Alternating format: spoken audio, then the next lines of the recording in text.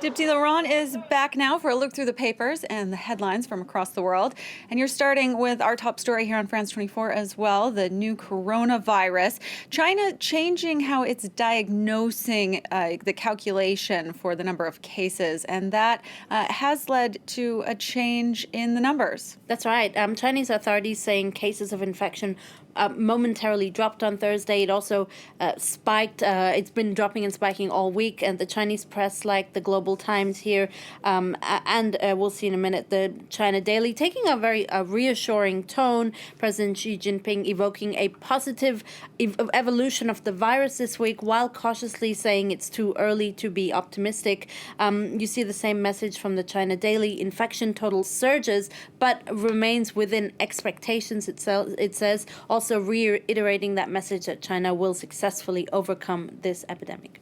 But there are questions as to why and how these numbers are changing so drastically. Basically, the infection rates before only diagnosed patients who tested positive for the new virus. Figures now appear to include anyone who has had a CT scan of lungs showing a pattern of pneumonia. It's very technical. Authorities say it'll allow them to detect cases that they may have missed before. So they basically widen the criteria for what a person, for how a person may have coronavirus.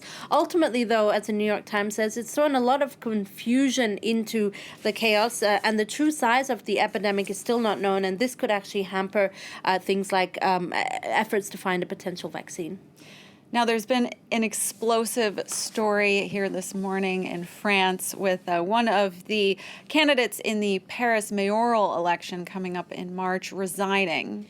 That's right. Benjamin Griveaux, Emmanuel Macron's party candidate for the Paris elections, has announced his resignation. He's a close ally of Emmanuel Macron from the moment when he became president. It comes after a sex tape surfaced allegedly showing him engaging in lewd acts.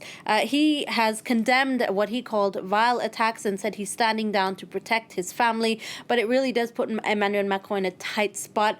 He no longer has an official candidate. We're weeks out from these highly important municipal elections across France. And even if Benjamin Griveaux wasn't polling so well, it really does leave him with no candidate for the moment. Not good news for Emmanuel Macron, not at all. For sure. But the French president also in the headlines for vowing new measures to protect Mont Blanc after he made a visit there. That's right. The government plans to create a protected natural reserve and, importantly, limit the number of visitors onto Mont Blanc. He visited Mont Blanc yesterday with climate scientists, and he also visited France's largest glacier, la mer de glace, which is actually shrinking. And it's you see Emmanuel Macron at Mont Blanc on the front of this Italian paper Corriere della Sera. He introduced a number of measures to fight climate change, including things like financial incentives for civil servants who carpool or cycle to work. He's also vowed to switch ministerial vehicles to cleaner energy. And in other climate news making headlines, the Antarctic continuing to post record-breaking temperatures. The South Pole temps in February surpassed 20 degrees Celsius, beating the previous record of 18 degrees out. The 20 was recorded this week, 18 last week. It's worth noting these are isolated cases, and since the beginning of the month, there were more seasonal temperatures of 3 or 4 degrees. Nonetheless, as Gizmodo puts it, it's straight up balmy in Antarctica, and this is really bad news for penguins, for ecosystems, and of course the continent's ice shelf. The New York Times also focusing on climate change today. They have an interactive, in-depth article where they're looking at rising sea levels in particular. Yeah, and rising sea levels in the near distant future. We often talk about climate change happening in 20, 30 years, but in this very interesting article from the New York Times, they look at two cases, San Francisco and Manila, both facing the imminent threat of rising seas. And as the New York Times explains, their history, wealth, and politics will decide how they fare as the water inevitably slaps at their front doors. In Manila, rapidly growing fish ponds and extraction of groundwater has basically turned the soil to sludge. In San Francisco, urban planning is to blame, allowing people to build houses, highways, and even airports right on the edge of the sea. The question now facing both cities is whether they pump money into short-term solutions or if they make long-term decisions like how to eventually plan for moving people out of the area. On a lighter note, it is Valentine's Day. I see you're wearing hearts, I'm wearing red. Let's bring a little romance to this press review. Yes.